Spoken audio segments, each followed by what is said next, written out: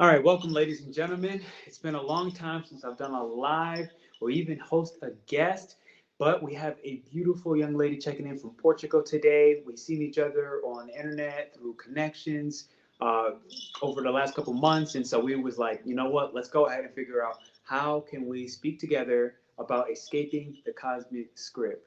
I have Louisa in the background, and she's coming in from Feel Good Astrology. She's actually getting ready to probably, this might be her last live. So if you're checking this or if you're watching this on replay, I do want to say thank you for coming up on replay. You're catching a very special guest. She's actually getting ready to disappear and go ghost until about February. So with that said, it's a good time to check her channel because by the time she comes back in February, I'm pretty sure she's going to be bright and shining like a star. So without further ado, I'm going to go ahead and bring her up front and have you say thank you for being here. Well, I'm going to say thank you for being here and also have you hit the likes and the thumbs up button, whether you're watching this on Louisa's channel, because we're dual streaming right now, or you're watching this on my channel. Hit the thumbs up, hit the likes button.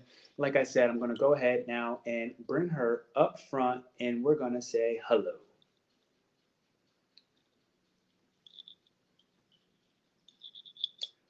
Bum, bum, bum, bum. Here she goes. Check 2 1 2. Hey, what's going on? Hello. Tell us something. How you feeling? I'm feeling great. Thank you for having me on. What a lovely introduction you've given me. I love it. Absolutely. Absolutely. It was a must. It was a Oh, must. So, you're checking in from Portugal. yep. How's the weather right now? It's a bit cooler because it's coming up to Christmas, but I was on the beach eating some lunch with some beautiful ladies today, and it was sunny. So we just had cardigans, a couple of wraps, but it is, winter in Portugal. It's great. So we have days where we can be out in our t-shirts, but we always have to have a coat. But it's bright, really lovely, bright, like sunny skies. I love it. It's Mm. fantastic. You should come over. Hey, Jasmina. Hey, Jasmine, what's going on? To be honest, the weather sounds exactly the same right here. Really? And where Exactly. where where are you based in? Like I complain about it's cold, but it's really like 70 degrees. I don't know what temperature, if you're going by Celsius or not. I think you Yeah, might be Celsius. So I get yeah. confused. 21 degrees Celsius. Yeah, we like it's actually warmer outside of our homes. Like in our homes, these houses here are designed to keep the heat out because Mm, for most of the year, for like 8 or 9 months of the year, it's really hot.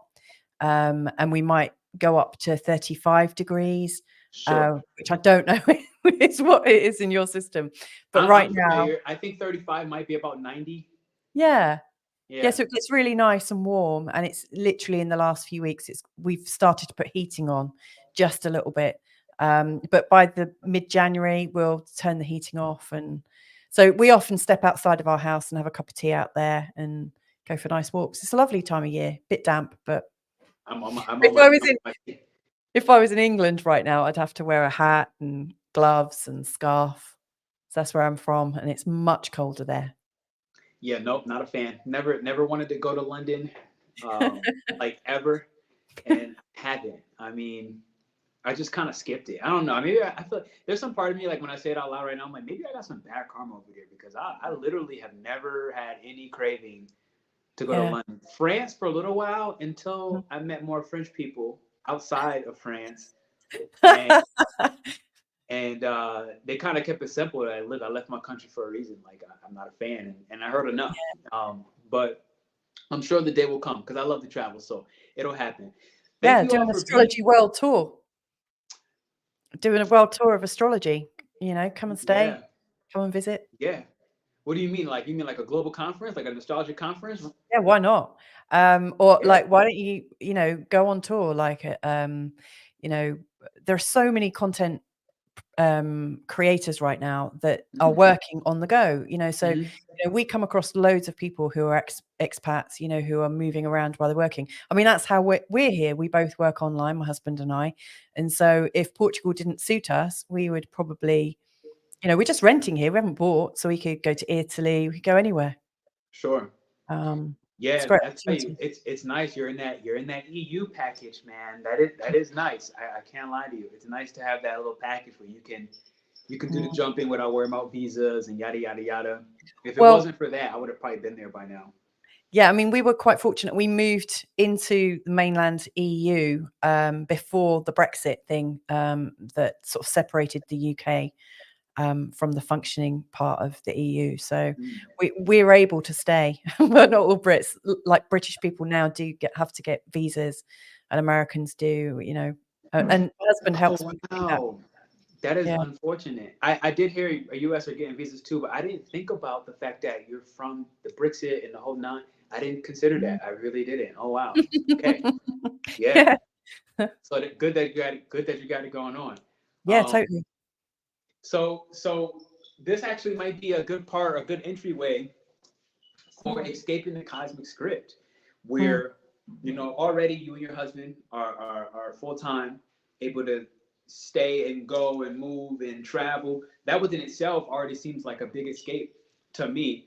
Maybe Yeah. that plays a little bit into the cosmic script narrative today. Yep. But once again, as we get into it, I want everybody, whether you're watching this on Louisa's channel or mine, go ahead and hit the thumbs up and the likes button. I see somebody checking in from Facebook. Feel free to comment. Feel free to ask questions on Yeah. this. And it'll help us really guide you. Because the way I feel like, if I'm not mistaken, you are a 6'2", right? You're Yeah. human design. Is So that the how do you describe that? she's the role Uh, model. yes. Yes. She's Role the model role model. hermit. Yeah. Exactly. So she's a 6'2" role model. So, and I'm a 5'1", and I think plenty of people on my channel understand what that lingo means. And so it's a good time to ask questions. It's all I'm saying. It's a good time to allow us to get involved with you, and you get involved and engage with us. Comment, run it up. So, Louisa, Yeah. what is fatalistic astrology? Like, tell me more about this. Yeah. Well, when I think back to the astrology that I first learned about as a child, Mm, fatalistic mm, astrology, I think, is the idea that what is said is what comes to pass. So, for instance, like it's my birthday next week, and I'm born just before the solstice. mm, Um, and when I first heard that astrology existed, it was because my mum said, "Oh, you've got two signs. You're born right on the cusp between two signs." And there was this idea that there really is this definite Sagittarius, there really is this definite Capricorn, and if you're born here, you are going to be like this. Like when I was growing up in the late 70s and through the 80s, there was this idea that the horoscopes that you read really were going to come true. And like as I was a teenager and started reading books and whatnot, I was reading about moon in Pisces because that's what I had. I mean, that's what we first do, isn't it? We check out where everything is in our own charts. And I remember having this book, and it basically said that people with moon in Pisces have a terrible life. They're maligned. A bit like, people talking about planets being in their detriment or fall. There may be some truth in that, but I think you've got to be really careful how you use astrology. And so when I first started to learn about it, I was learning like, this is a fact. This is a fact. This is how it is. And mm, when Mercury is retrograde, it is going to be terrible. And, actually, I think, all tools can be used in that way. And I've come across it a lot, many years later. So, for instance, I've been heckled by people who talk about sidereal astrology. So they've used the progression of the equinox to move on the ecliptic, i.e., do we start at 0 degrees Aries, or do we start in Pisces or Aquarius, or anywhere? Like people are very fixed on the starting points of things, and I think I mean, this is just my own opinion, and I'm going to own it. mm, I think there's a real danger in saying this is the way it is. Like when people are talking, like for instance, I'll draw up a chart for the new moon from my perspective in a European time zone. Other astrologers might set up a chart from a Canadian or a North American or a South American or Australian time zone, mm, which is correct. From all of our points of view, it looks like we've got the correct time. mm, And what I've come to learn about astrology is that essentially it's one of many tools. It's not the only tool I use, although my channel is called Feel Good Astrology. Really, I'm a channel that uses astrology and coaching to, I don't know, use myth, create a story, create an understanding, explore consciousness in a different way. I see it as a language. And of course, language can be interpreted in lots of many different ways. But I think there's a real danger to the fatalistic idea that, only, this thing means this. Like, there's so many people that say Vedic astrology. If you want perfect astrology, you have to go Vedic. There's some people that say human design is where it ends. And and it might be because I'm a Sagittarius with moon in Pisces, with Scorpio ascendant, that I think, well, yeah, that's your story, mate. But mine's a bit different. And I think we can play, we should use the stories that resonate with us the most, because if we find a story that resonates with us, it's going to engage us and invite us to take change. I don't see the point in using astrology as a stick to beat yourself with. And I come across a lot of that. I've done a lot of videos on like Pluto through the houses, Uranus through the houses, Chiron through the houses, and bless people. They write in the comments, this would be okay if only I didn't have Pluto in a conjunction with Chiron. And, oh, mine's in the 8th house. Does this mean I'm doomed? And, so people's first entrance into astrology has this idea that because of where one thing is placed, that there's going to be a catastrophe. And that may or may not be true. I think everything can be, it's like a coin, it has two sides. Every aspect, you can see the negative in it and you can see the positive, in the same way as, I love the difficult planets. I love Pluto and Chiron and Saturn. They are difficult, but they actually give us what we need so that we can actually go beyond our patterns and go beyond, we can push ourselves, we can move further, I think. And so many people revere Jupiter as, being like this magnificent planet. And I also see that Jupiter can make us, if we get into a real Jupiter state and just think, oh yeah, I've got a really great Jupiter, I don't need to do anything, it can make us like lazy and arrogant. And, I think everything needs to be put into context. And so I'd like to consider that I use astrology in a way to create possibility. And in fact, I don't really see the point in using it in any other way. But I'm open to, having a discussion about it.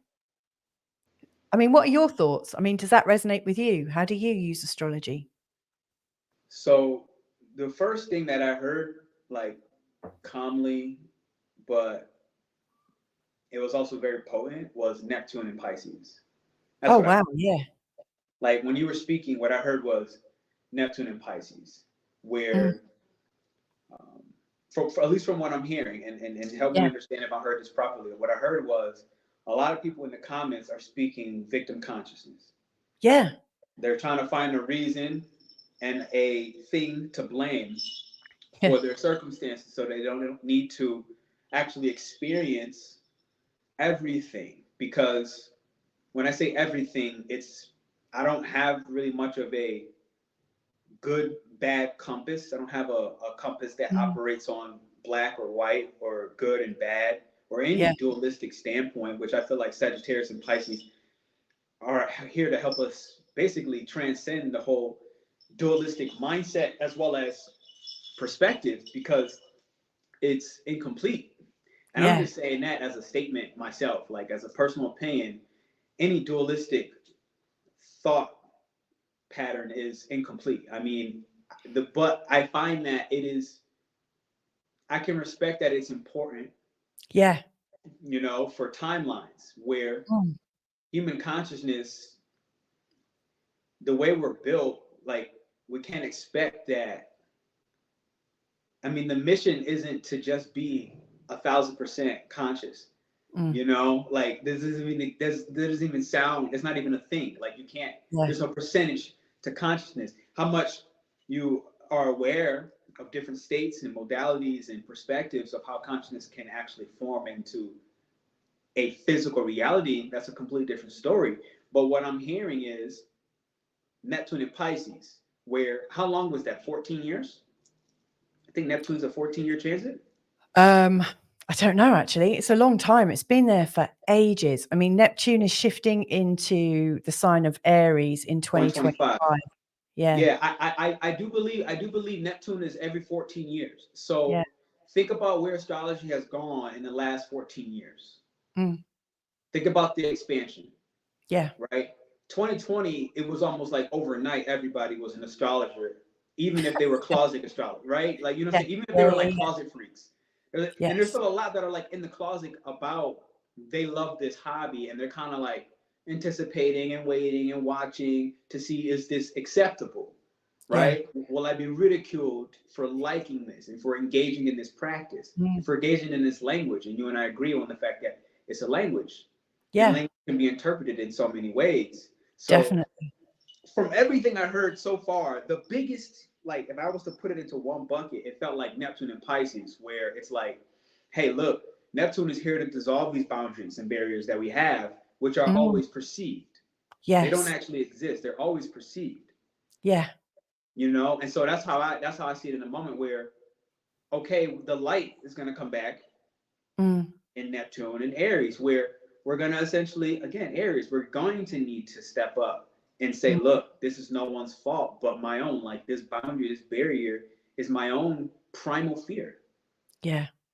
Right? Like, it's just, it's simple. It's not much more complicated than that. Like, it's a fear for me to go ahead and go after what I want, which I feel a North Node in Aries is really helping and supporting us with.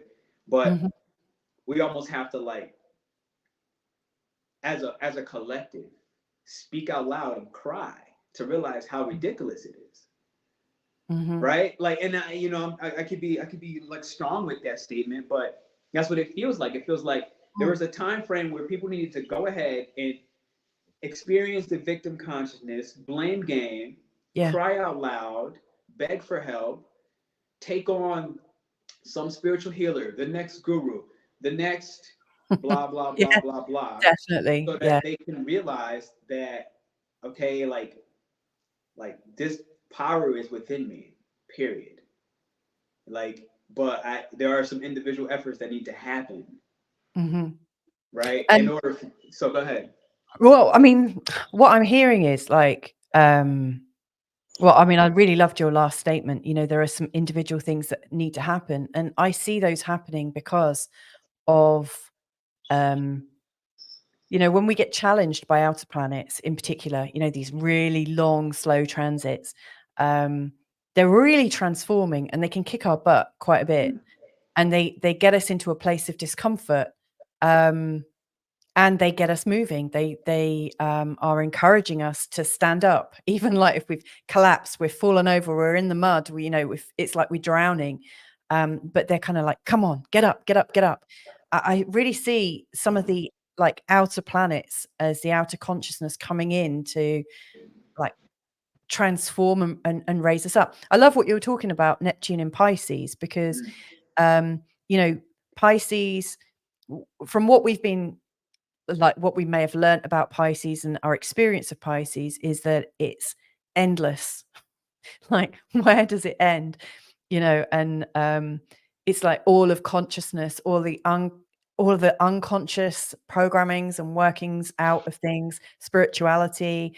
There's 100 different names for it, thousands of different names for it. And Neptune, this vast, gassy, nebulous deceiver and also inspirer, like, you know, on the two different hands, can, you know, it shows us where we deceive ourselves, where we might need to. It also shows where we're putting on a bit of a performance. You know, I mean, I love Neptune because Neptune is like Hollywood. It's all of social media, isn't it? You know, where everyone's putting on a show. It's our makeup, it's our clothes, it's setting a scene. It's where we lose our individuality. Now, I see Neptune as a great big spectrum. I see everything as a spectrum, really. But, you know, one end of Neptune, we might be looking to lose our individuality because we're connecting in oneness. You know, it just feels so good to connect and to feel like part of this full on energy. And at the other end of Neptune, and I see this, you know, with people that got hard aspects in their charts to Neptune early on in life, I think most of us tend to reflect the negative side of it before we start to connect to other things. But, you know, the negative aspects of it, and I've got quite a few of them, and I've done quite a few of them. Like, for instance, drink, alcohol and stuff like that. You know, on the one hand, we're wanting to connect to oneness, and the other hand, with the negative or the slightly more challenging aspects of Neptune, we want to forget who we are.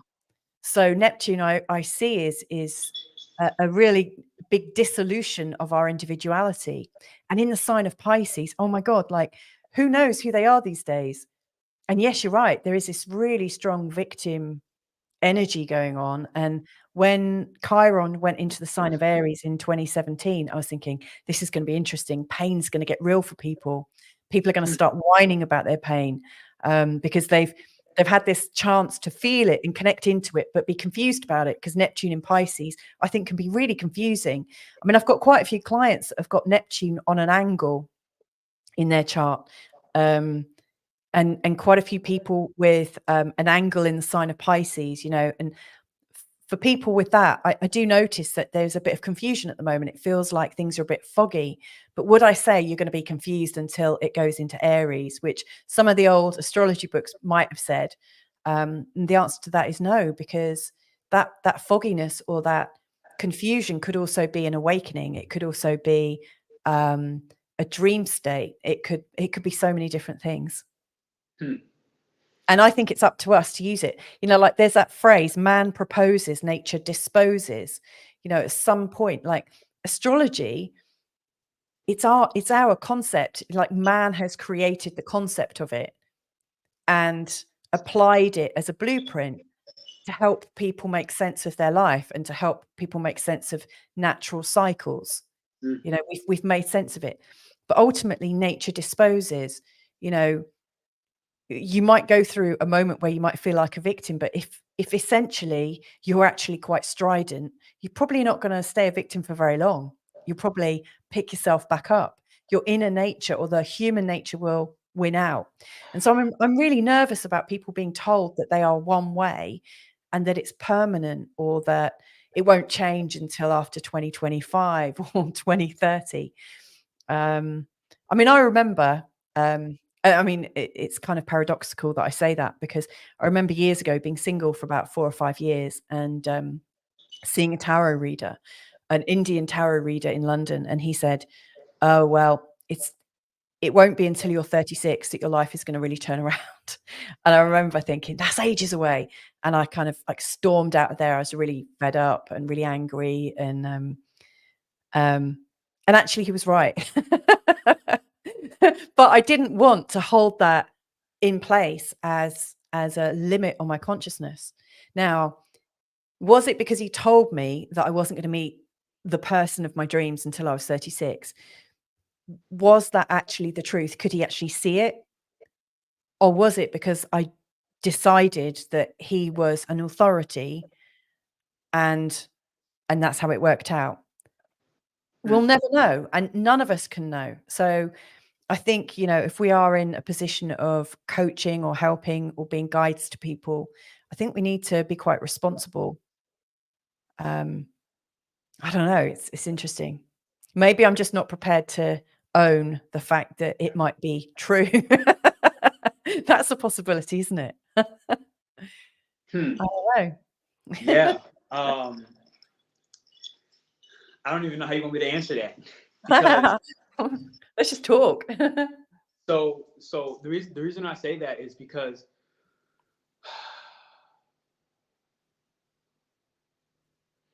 I found that it's important to be mindful Yeah. of what I say, when I say it, how I say it, where I say it. One being, this is the internet, right? Like, the mindful step of, you see my name. The name is the name. Shamans do what they do. And when we speak, most times it's not PernellBobby per se. Right? Yeah. Yeah. Yeah. And like, when you think of shamans, the thing is like they're channeling many timelines and realities, and the attachment to who is on the other side of the channel. Let's say if I'm speaking to Cindy and I have these 5 guys speaking. First off, those 5 guys really sound like one voice. Yeah. I don't know who they are.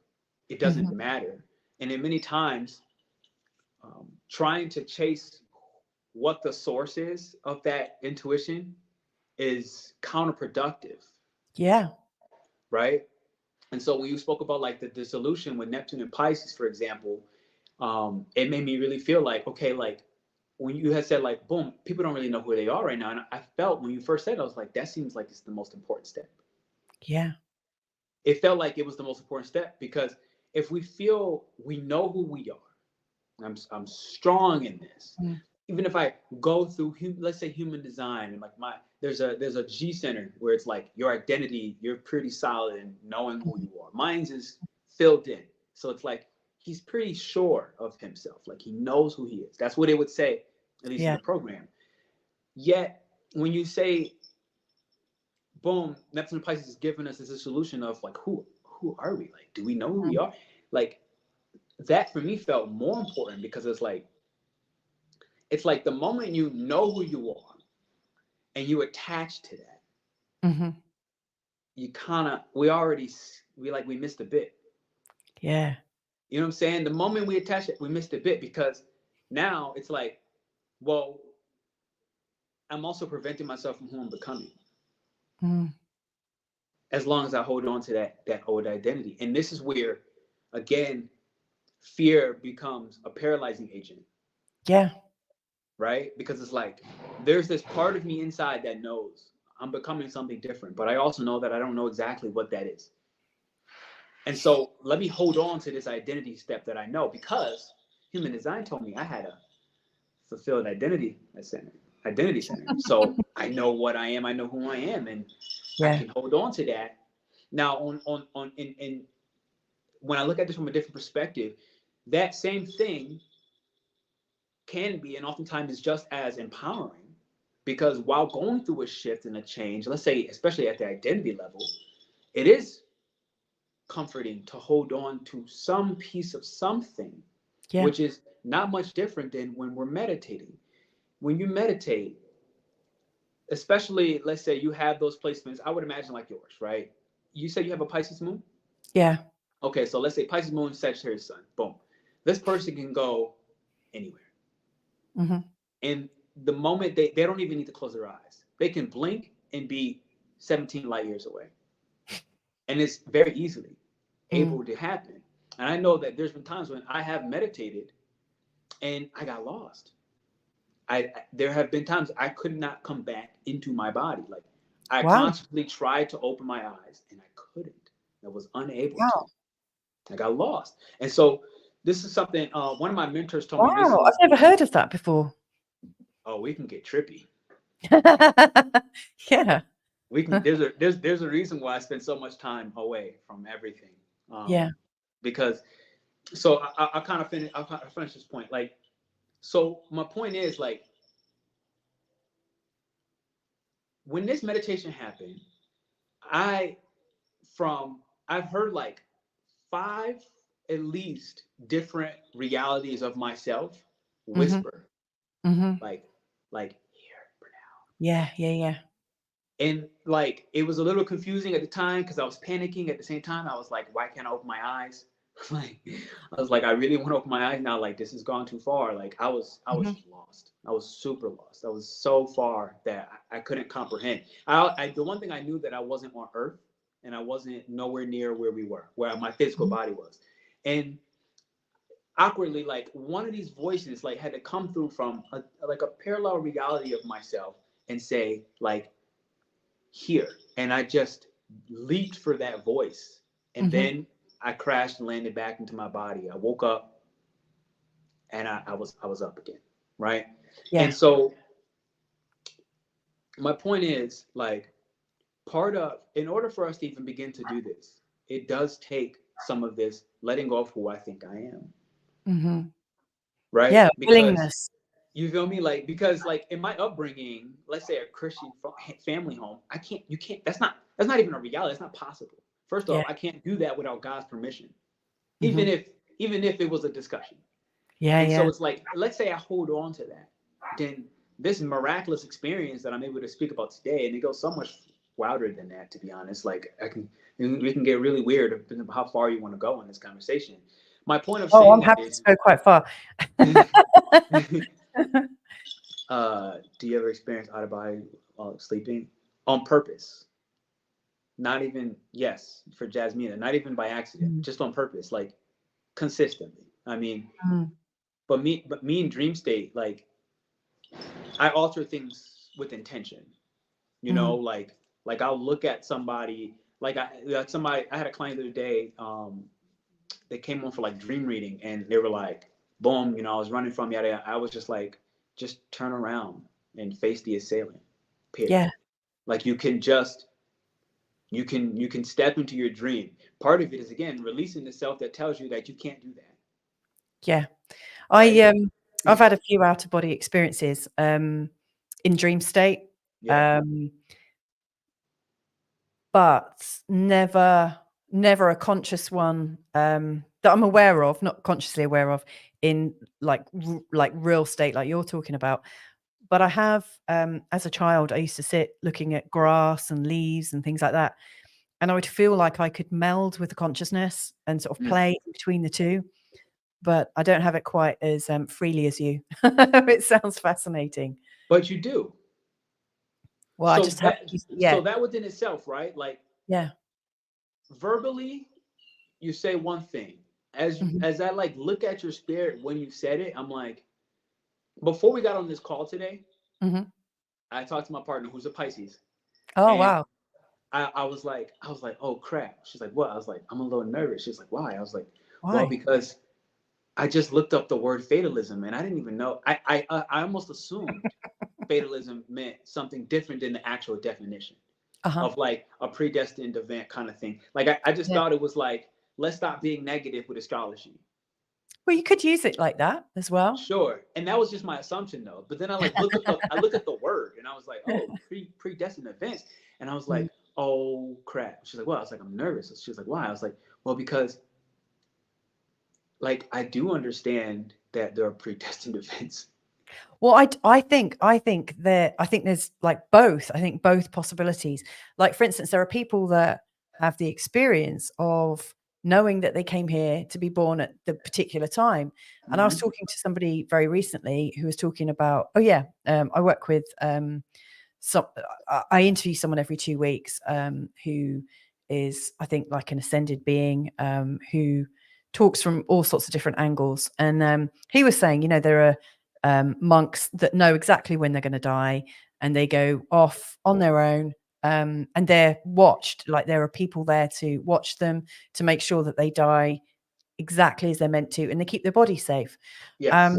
So there's all sorts of things like that. And I've interviewed people who are walk-ins, you know, like walk-in spirits that, or walk-in entities that have made some kind of agreement to share a body, or, you know, one person ends, like leaves and another joins.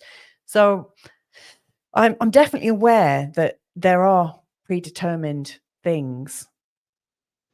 And I'm also aware that we can,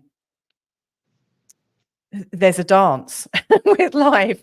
And, you know, if you know that, like, for instance, like if I'd taken the advice of this kindly Indian tarot reader Mm-hmm. that I wasn't going to meet the man of my dreams until I was 36, Mm-hmm. I could have actually, you know, there are a couple of different scenarios. So one, I was really gutted and thought, oh my God, what am I going to do for the next few years? And I took it really negatively because I felt like, A, I wasn't good enough. And it fed into every negative program that I had running about myself, that I was somehow unworthy, blah, blah, blah, blah, blah. And I really span that story. Or I could have thought, wow, well, that's great. I'm going to meet somebody and have a great time. And whoa, I've got 3 years. Let's get my party on. Let's go and adventure. And sadly, I didn't take that route. You know, I was kind of deadly about it. Mm. Um, And so I think some of that is in the conversation that you're having with people. Yeah. It's a fine line. Like, how can you? I think astrology is just one of many tools. I don't think it's the only tool, but I think it's a really good tool, and so many people believe in it. And so, you know, I can see things happening. Like, so when I get a client, you know, often I'll check out their chart and I'll say, oh, crikey, this was a really intense time. And then all of a sudden this story comes out and you can see the transits that have happened and you can describe what's happened. And then the client confirms it. So it does appear that the chart is quite complete. But for instance, if you're trying to predict when your child's going to be born, I'm sure there are some people out there that can tune in and say your child is going to be born at exactly this time. But every time I've tried to do it with my own, and I've spoken to a few astrologers about it, and they said, look, in hindsight, when you look at that chart, you'll understand why that child has come at that particular time, and it will fit in with the parent's chart. But you can't predict it.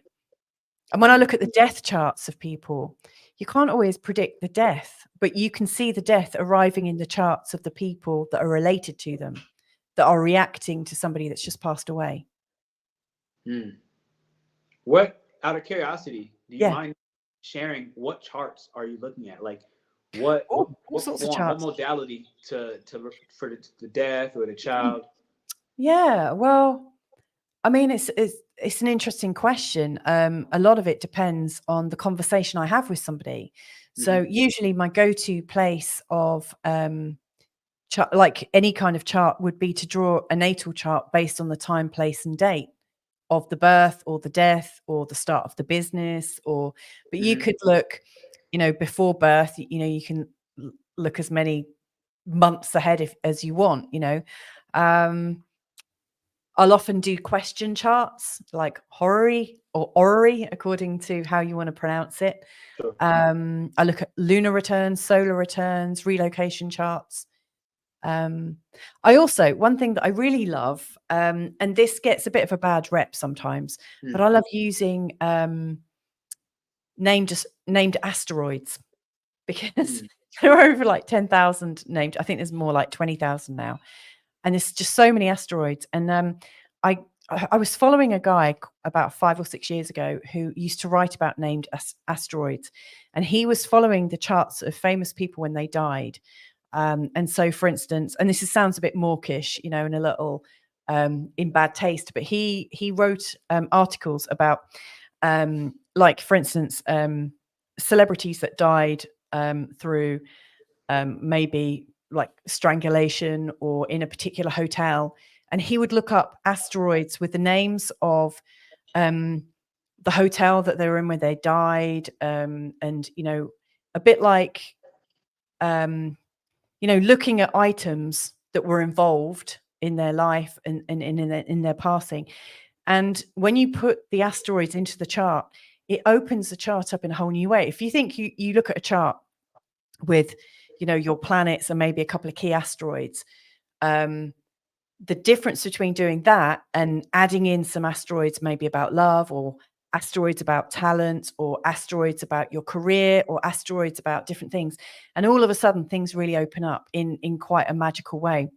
I had a client that came to me years ago who went to Sedona, and she had asked me, she went to a place called, I think, Esseti.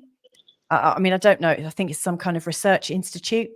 And she asked me to look at asteroids for Esseti. And, you know, when I'm using asteroids, I sometimes use rhyming asteroids. Hi, Makeup Therapy. How you doing? So, for instance, I was looking for an asteroid that had the sound of Esseti or Eti, and that had something to do with her trip. And I found an asteroid and I put it in the reading, and I carried on doing the reading with her. And she came back and she then said, well, while I was there, I had this really, really strange experience.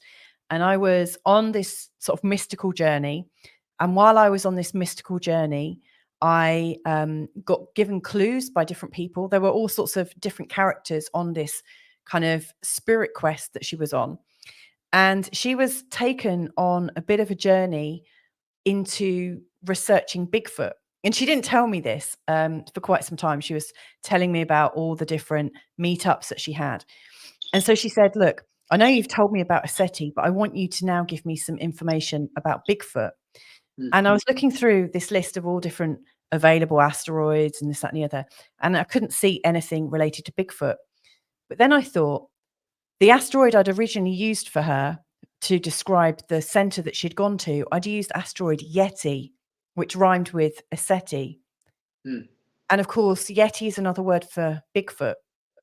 And so, like, weirdly, asteroids show up at just the right time.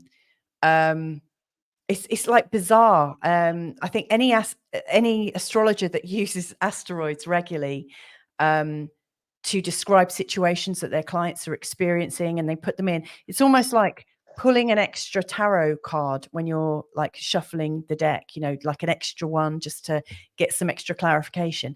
When you put in a named asteroid, it opens the chart up. It takes it from what I think of as a 3D chart. It takes it 5-dimensional, 10-dimensional, whatever. It really makes it, it makes the possibilities endless. Weirdly, at the weekend, my husband sent me a little message, and he was away for a couple of nights. And he, in the message, he put #Lovejoy. And he didn't know that there's an asteroid, Lovejoy, and it's one of my favorite asteroids. And so I said, oh my God, that's an asteroid. It's my favorite. And so I checked out where it was in his chart. And on the day that he sent me that message, asteroid Lovejoy had returned to where it was at the time, place, and date of his birth. These kinds of freaky patterns show up with asteroids. And so, like, the more I delve into astrology, the more I think, oh my goodness, it is all coded.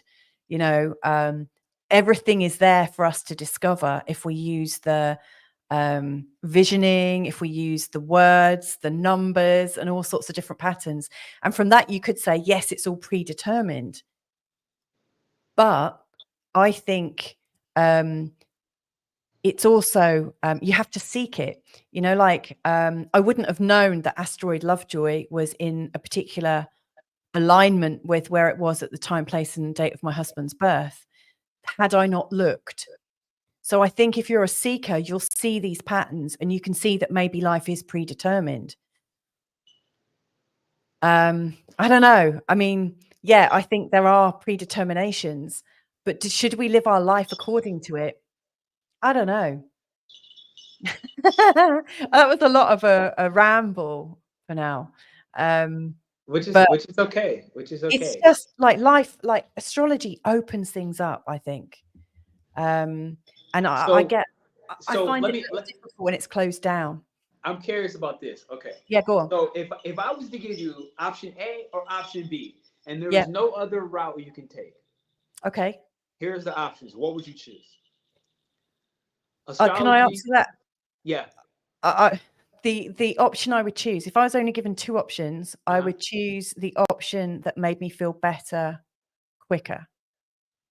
Okay. It doesn't have to be the right option for me. It has to be the option that raises my feeling or my vibration, because I think if we're in a right vibration, other possibilities present themselves. 1000%. That's anybody. But what choices are we going to give Right? me? No, that's 1000%. That's 1000%. Like, you know, if we're doing an astrology reading when we're batshit depressed versus when we're like beyond optimistic, that person's reading will be different. But it also will be energetically aligned with the person you're reading for simultaneously. Yes. Right? So exactly. So here are the 2 options. Ready? Yeah, go on. Is astrology predetermined? Yes or no? Don't know. I had a feeling.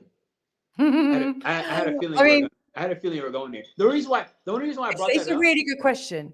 The only reason I brought it up is because when I heard your story, I was thinking to myself, here's what I'm really hearing her say. If and when I go deep enough, because I will, I'm just not entirely there yet, but I'm on my way. I understand that I can with 100% accuracy. Can being the key word, not will, not automatic, but it's possible for me to discover these predetermined events. And I'm curious and I'm excited about that. And it makes me nervous simultaneously because free will matters to me. But what is free will anymore? And these larger than life questions begin to basically scramble my brain. And it makes me a little bit more nervous. This is what I really Oh my heard. God. You listened to my inner thought. I mean, I didn't even know I had that thought, but when you gave me that, I realized that is exactly. I do realize that if I wanted to tumble right into the magic of it, I would find probably the divine coding, it, like DNA or something. I don't necessarily think that the codes that we've discovered already in the stuff we've learned is necessarily the be all and end all. I really don't. But yeah, I do. I think there's magic to it, or like some kind of like, are there some kind of links showing that it is divinely mapped? Yeah, I do think that. I don't know that I can see it. I want Do to I give want the responsibility of it? I don't know. I want to give a short little insight from one of my mentors. Okay. All right. out of curiosity, I want to ask: do you meditate? Not in the traditional way. Which is okay. I don't even think there is a traditional way to meditate. I mean, Yeah. the reality is I've been meditating my entire time I've been talking to you. Uh-huh. And my So eyes are open. you've just been in the right state. You've put yourself in a really beautiful state the whole time. I mean, even before this phone call, like I've been meditating for months at this point. It's just what it's been. To be honest, I think since like 2000 I lose track. I think like since like 2018 I've never left a meditative state. Wow. If I'm being honest, it's just a long time. So like it's just always happening. When I'm washing the dishes, I'm meditating. On the middle of this phone call, I'm meditating. It's funny that you say that because like by traditional standard, no, I don't meditate. But whenever what is working, that? What is the traditional standard of meditation? Well, like how people get a little well, my husband, he's recorded quite a few meditations for a site called Insight Timer. And I've recorded some meditations for them, like hypnotic meditations. And my husband got quite a lot of backlash for his meditations because he believes that people can be openly meditative, and so he's recorded meditations that he's had when he's been sat with goats and sat in busy hotel rooms, sat relaxing on a bed in an IKEA showroom, recording a meditation. And people that are real purists that believe that you should, go into a breathing pattern and, focus on white or whatever, are really irate about it. But when I'm washing up, I go into a meditative state. When I go for a walk, I'm in a state of meditation. I'm in a state of receptivity. When I'm working, it's almost like I see the chart and all of a sudden I'm drawn in. Into the mystery I go. Interesting. So then I've got 3 children, and I often find I get pulled out of that quite quickly. But then, when I'm holding them, cuddling them, chatting with them, sometimes I go back into it. But again, I don't really class it as a meditative state, but it is when I'm in the garden. So I was curious for this reason. My mentor recently shared something, and I was doing it my whole life. I just didn't know it. I didn't understand that I was doing this, and it kind of goes back to that dream. So us as humans, right? Essentially, our bodies are rockets. They're literally rockets. They are rockets. I'm gonna just like make that. I'm making this as a statement. They're rockets, right? Now, a rocket can't go into outer space without the proper fuel. Yep. So, us as humans, we are able to use this rocket to go to any planet. And I'm not talking about the ones in our solar system. Yeah. To any fixed star, to any asteroid, again, in the blink of an eye. Yeah. We can go to the Joy Asteroid while my eyes are open. Like, Mhm. boom, I just stopped there and stopped back. Just that quick. Mhm. But again, when I look at like that Neptune and Pisces, for example, Mhm. one of the largest barriers, at least perceived, is Yeah. that that's not possible and he's deemed crazy, period. Right? Like that's like a huge step one. Like Yeah. that good, like what? Like no human, no man, no woman has such a power. That's not the power of God. It's not the power of science. You can't scientifically prove that. And I'm like, okay, so there's no reason to continue on with that conversation with that person. To me Mhm. personally, I'm like, that's Yeah. okay. Like that's okay.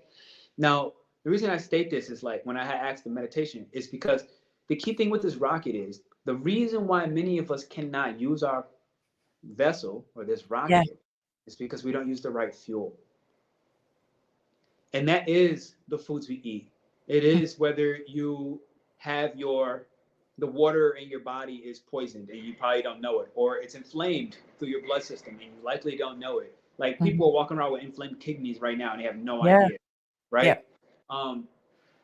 The thing is, this rocket, you wouldn't send a rocket. Elon Musk won't send a rocket up into space if it is malfunctioning.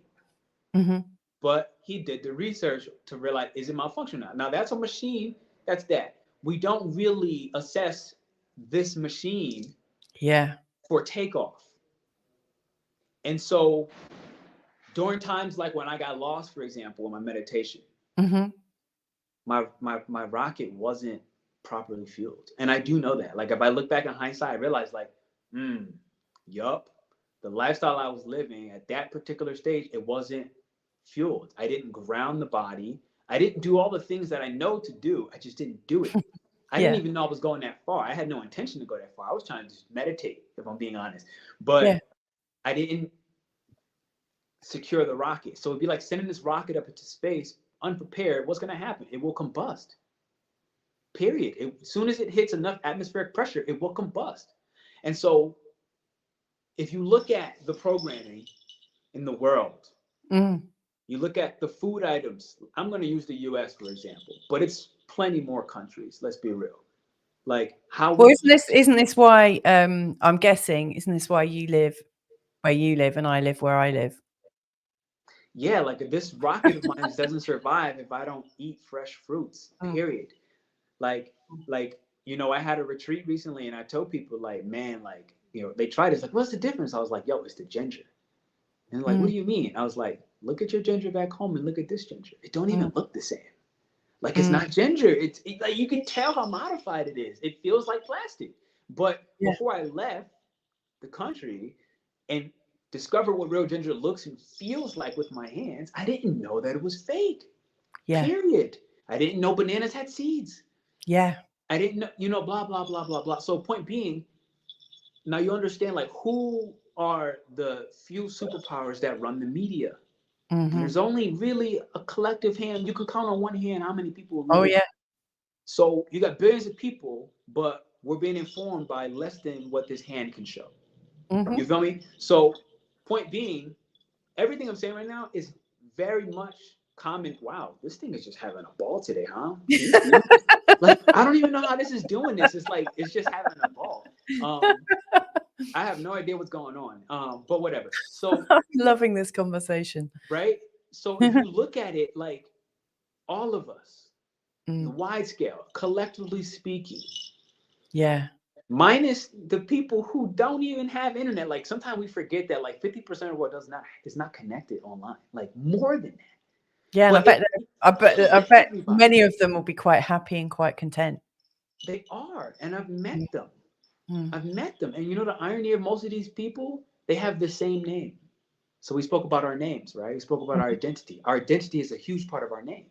Yeah. Our name is a huge part of our identity. Most of these people, like literally, when I was living in Bali, like the Yeah. firstborn, the secondborn, and the They've thirdborn is 4 names, 4 always, names. Yeah. yeah, it's like And then if Wyan, there's 5 or 6 or 7 and of it them. just repeats. Yeah, I dated a guy called Wayan. You see what I'm saying? So again, that within itself, it connects them to an identity for starters, Yeah. because that's part of their culture. Everybody Yeah. is every fourth person is Yan, every third person is Wang, every third person is Wayang, whatever, Yeah. right? So Bagus is that number one. connects them, but it also separates them from being somebody so special that the ego inflates to a point where they think personal will Yeah. is so important. You know what I mean? Like so, or free will, personal will, or whatever. It's like, and that's where it kind of like allows them. In one way, it can trap them. In another way, it also connects them to deeper truths. And this is why the whole sense of duality really, it doesn't exist. Like, it is only for the human mind to better comprehend some mystical variables that are just always active and present. They're never not active. Whether we are conscious of it or not, whether we choose to progress in that consciousness or not, whether we allow this rocket of ours to actually be fueled properly through sleep, which is more important than food. Yeah. Sleep. And this is why things like fasting is so incredible. I love fasting. You feel me? Because what happens when you're taking care of the rocket, right? There's less fog in the mind. Then you realize, wait, when did I get this much of a foggy mind? And it's like until you do these taking care of the rocket activities, whatever that is, water, whatever it is, you don't even realize, oh my God, how deep have I been under this haze? Yeah. And how long? I interviewed somebody who's a breatharian, and she'd been a breatharian for about 12 years. Awesome. And oh my goodness, I mean, she doesn't really need to sleep. No. So she can write a book, she can knit a jumper, she can do all sorts of things that other humans can't. And her skin is perfect. It's just like so beautiful. It's no sun damage whatsoever because the way her body functions is so different.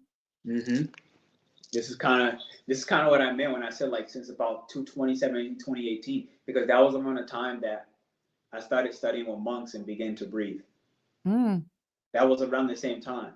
And so when they taught me some basic, simple things behind meditation, I've never really left a meditative state. Like there are times when I need to more consciously do it and have seasons. And I had to start also realizing like when those seasons when I'll go, oh man, like when I have that energy and I'm like, yeah, that's exactly the time I need to do it. But that breatharian that you met had to be magical because again, the breath is like part of the rocket fuel.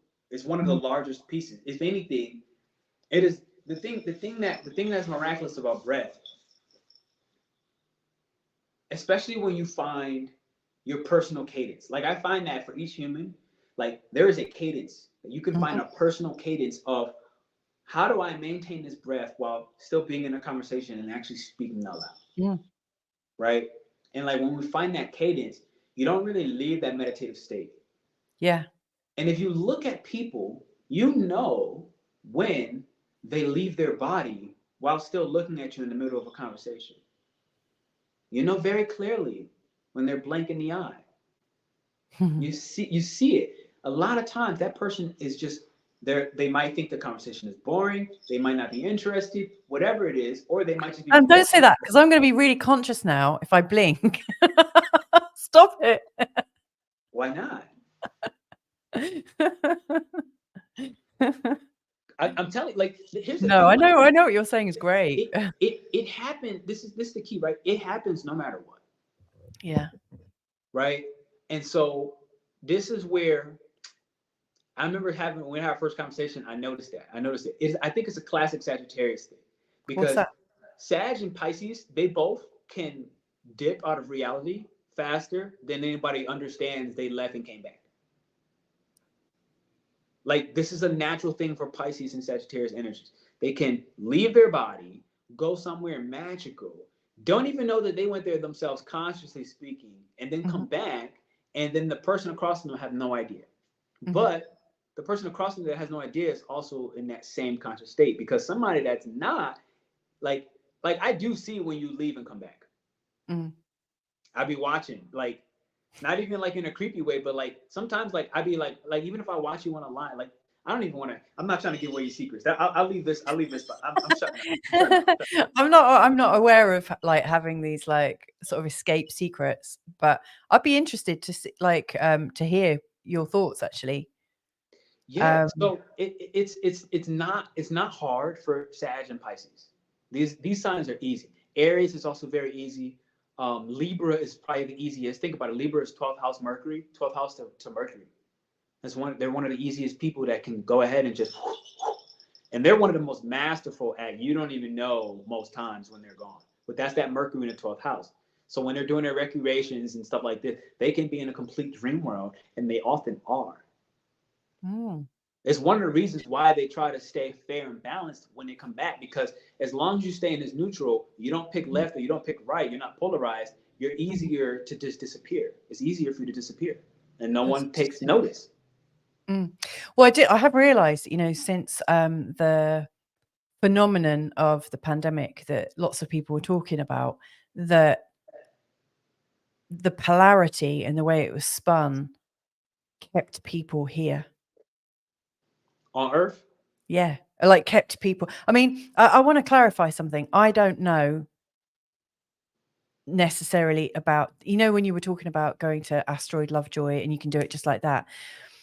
I'm an astrologer that doesn't really believe in planets. I don't know if they actually physically exist or not. But one thing I do know or feel intuitively is that I can channel the energy of the planets. So, like you can go to Lovejoy, I can connect to Lovejoy. I don't know that I can physically go there, but my heart goes there. Or, you know, when I look at a chart, I see it, like it opens up to me and I feel the energy of it. As if I've like dived inside it. And so when I talk about an energy, like when I talk about a planet, I often feel like I get a feeling about that planet. I get a feeling or a voice or a sensation about what it wants to communicate. But do I actually believe in planets and the nature of reality as it's been described to us? The answer to that is no. I've no real experience of it. The only experience I've got of it is of what I've been told about it at school and on telly and on YouTube. But when I actually look at reality with my actual eyes and use my actual hands and my breath, I don't have any sensory experience of it in my physical body. But I feel like I can channel the energy of it. But I just thought I'd throw that in. I don't know how much of reality I really believe in, but this feels good. I'm enjoying this conversation a lot. Yeah. Planets. Have you ever heard the word grahas? Nope. What's that? Planets are grahas. Like planets is actually like you hit it on the head. Like planets are fictional. Planets aren't actually planets.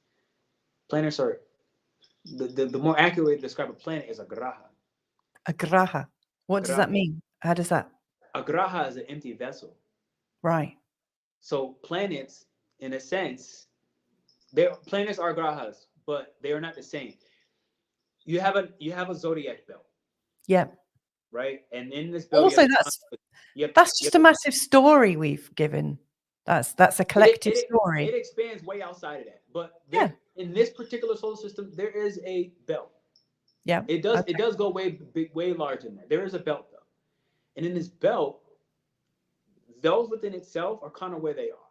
And if you remember, like, or see it from a telescope fashion, planets visit constellations. Constellations don't visit planets. Yeah.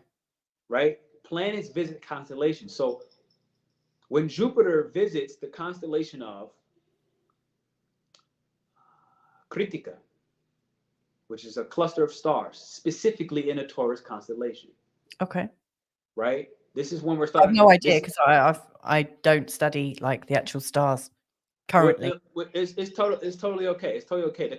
I'm only explaining from a conceptual standpoint. Yeah. But because I don't actually know where it is right now. I know Kritika is one of the Jupiter, one of the Taurus clusters, right, or nakshatras in Vedic nakshatras.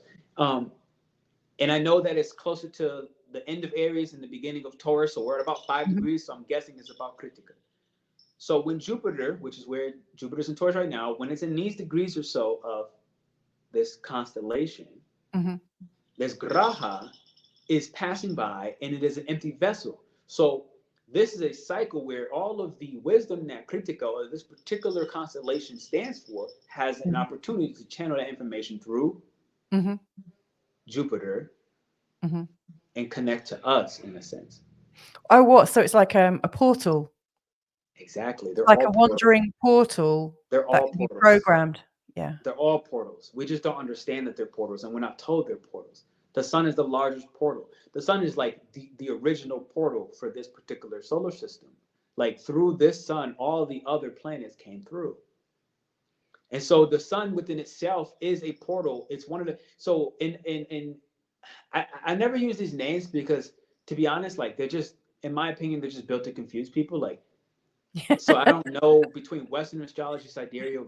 I don't even like to. I don't even ever really say any of them. Like I don't come on and Yeah. say, "Hey, look, I'm PernellBobby. I'm a blah blah blah type of Mm. astrologer." Like that's Yeah. just Yeah. dumb to me. Astrology is astrology. They're all one Mm. thing, but like religion, they've been split. Yeah. And one of the issues is it has been so many gaps throughout history that we don't have a streamline of information, and so it's just all jumbled. And that's a different story. I'm not going to go down that channel. Point being, um, they're all portals. So when we look at the sun, our sun signs are things that we're here to develop. If you notice, like I'm in Aries, but like I wasn't born a perfect Aries. You feel me? Like, look at that. That's hilarious, right? I wasn't born a perfect How do Aries. I get some of that? I have no idea how this is happening. Like I've never seen this before in my life.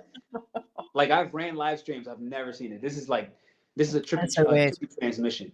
That's weird. Right? So like I'm in Aries, but like when I'm younger, like I I've always heard people said Aries were, and I'm like, this makes no sense. Like I never resonated with it. Like I've never. There was a like 5 year life span of my life as a child when I may have fit the definitions that people mainstream speak about when they say Aries. Yeah. That's just that. Mm. And but when I look at it, I'm like, and I got deeper and started understanding the many variations of an Aries Yeah. and of all the signs. And that's not worth this discussion right now. That's not today's discussion. Um, I began to realize, oh snap, wait a minute, here's why. And the why was our sun signs are what we're developing.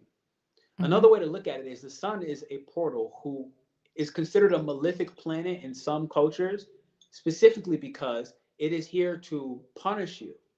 Literally, it is here to put you in this prism, Mhm. not prison, put you Yeah. in this prism so that you can go through a karmic experience that it wants you to liberate. Mm. Period. Like it wants you to liberate that. And when you liberate it, a lot of times you die. And when you Yeah. die, this is when the monks know they're going to die in the forest. And maybe one or two people go with them to confirm, like, yes, they Mm. died exactly the minute they said they were going to die. And they'll watch their body transport back into the portal, which will be the sun, because they basically have, I don't want to say surpassed, but let's say, um, I don't know the right Transcended word for their the moment, chart. transcended their, at least their karmic mission, Mm. okay, as that Aries at bare minimum. Mm. And Yeah. you can visually see their body go back into the portal, which is the sun. Why? Because the soul can't die, which means that it can't be Yeah. burned.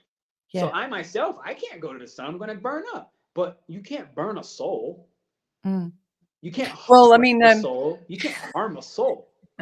I mean, I have an interesting relationship with the sun because, like, I go in the sun and I fry, so I tend to be in the shade as much as possible, But even though I that's love just living. Louisa. That's not Yeah, your yeah. soul. No, exactly. You And know what I it's mean? interesting that you talk about that and like the whole idea of transcending your astrology. I've worked with quite a few people, I guess, who might be described as awakened beings, um, who haven't died. So they haven't transcended their bodies, but their concept of reality has altered and shifted irreconcilably. Like they cannot connect back to the person that they were. They are like a different person. And And so with many of these people, you know, I'll have their birth chart, but I'll also have the chart of when they became a different person. And so with many of them, I use their new chart as a description, as a blueprint for where they're going now. That person sounds trapped. Well, I'm not judging them. It's not a judgment. Yeah. I'm just making a statement. Like, Yeah. that person sounds trapped. Well, they've come into a different reality. They're still here in the reality. I don't see it as something that's necessarily going to happen to me in this lifetime. The only reason why I say that is if a soul or spirit comes to have, and I went through this for a long time, like a long time, like pretty much since birth, if I'm being honest. I came out more in my later years, like I'm talking the last like 4 years, like when I started having to like integrate into society, like Earth, humans, they never made sense to me. It was the weird, the whole thing. I was like, what is going on here? But while I was there, and I only understood, let's say, the spiritual side of existence, and I forsaked, in a sense, the human experiences and the pleasures that come with being a human, I pretty much was out of balance, point blank, period. Right? And so and I'm speaking of me myself when I say this, like, and the same happens, and what I find is more common is when a soul will attach to the human experience and only that, and they forsake and realize that this other side, let's say the soul or your spirit, they pretend it doesn't. And I say pretend because you can't not know. You can close your eyes. you can do your best to pretend. You can numb yourself in so many ways that you forget, but the day will come. Because the soul will outlast the human body. So the day will come. These are ultimately the people that die that says, I wish I lived the life that I knew I was supposed to. They lived a soulless existence. But that's a different story. I went the other way around. Right? And I was trapped. Because of what the part that I was failing to realize is that as long as I was, as a soul, looking at this existence as stupid, because that's exactly what I looked at it as. I was like, I understand what you mean now. Like, being a human is dumb. Like, this is the stupidest. Why would I do this? Like, I had so many like conversations with myself. Like, why would I come here and incarnate and do this? And it took me some time, whatever. But in the later years, like, I realized, like, okay, here's what I need to do to kind of like enjoy both. And I realized that until you're enjoying both, keyword enjoying, you're trapped. And like, that's where we start splitting. And this is where science and medical institutions, they love when you fall into this state, because now they own you and your pockets, right? Because now you're bipolar, you're schizophrenic, you split your personalities, you split now you have twin flames, right? So and that's just another way of the soul saying, look, here's a path back to yourself. But oftentimes it just becomes overly toxic, because again, it's a soul and a human, and they're trying to find a way to, and so then they get lost, like I did in that meditation. And this is kind of why I said, like, that person sounded trapped. And again, I'm not saying that that's good or bad, because a lot of times, like I said, these experiences need to happen so that we can start to basically break our psyche as for what is possible. But wait a minute. So I had to go through this and be trapped in this way, but not know that that was happening, and think I was totally two different people, to realize, wait, I was never a person at all, to realize, wait, I'm a soul, wait, I'm both, and then basically have a complete break in the psyche, right? Which is what a lot of us, again, back in this Neptune and Pisces, as a collective, and a collective, we are going through this. This is why, like, the person who's doped up on medicine, and they have dementia, and they have schizophrenia, and they have bipolar, and this and that, and all these, like, oh my God, poor me stories. It's very important, because this is a part of the breaking of the human psyche, to realize that the possibilities are beyond infinite. And not only are they beyond infinite, but the day comes where you realize once you get to the understanding that, oh snap, it's infinite, infinite. Hmm. You Yeah. then at the same time, you become lackluster for a long time because now it's like, what's the point of existence? And Hmm. so at that stage, if people get to that stage, they usually either go back to let's choose all pleasure in the human world, or they'll go, forget this human world, I'm above and beyond that. And that is already, again, without a balance in its own way. Yeah, I agree. Right. And it's just it becomes this mystery, which is not so much of a mystery. We just don't want to accept certain truths. And again, that word within itself is a disjustice. It's an injustice because you say the word truth and you already get people going, you know, oh, he's polarizing or she's polarizing left or right. And it's like that within itself is a dualistic thought process to follow up. And it's Mm. just wrong. And me saying wrong is Yeah, already, again, polarizing the next. And I use exactly. wrong on purpose. I mean, it's impossible to. I said like I've just used the word impossible. So, I mean, using our language, how can we fully express the gifts of recognizing our ensoulment?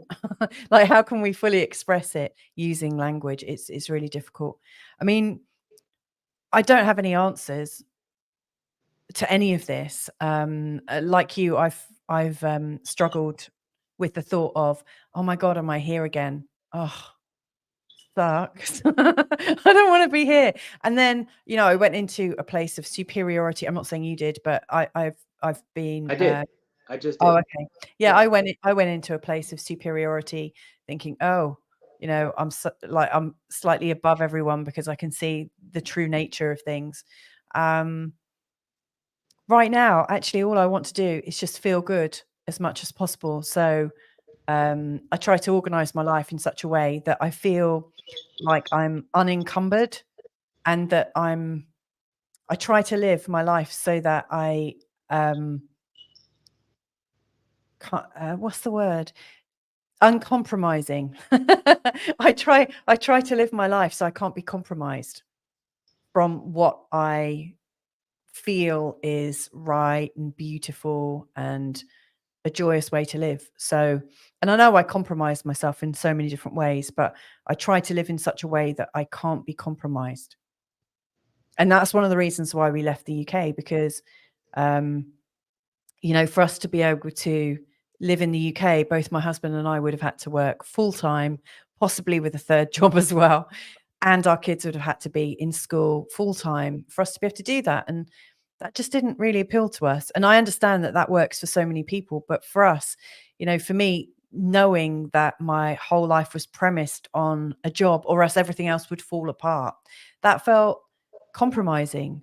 I've worked in, I used to, in my younger years, I spent some time working for banks and insurance companies. And I felt like, I'd compromised who I was.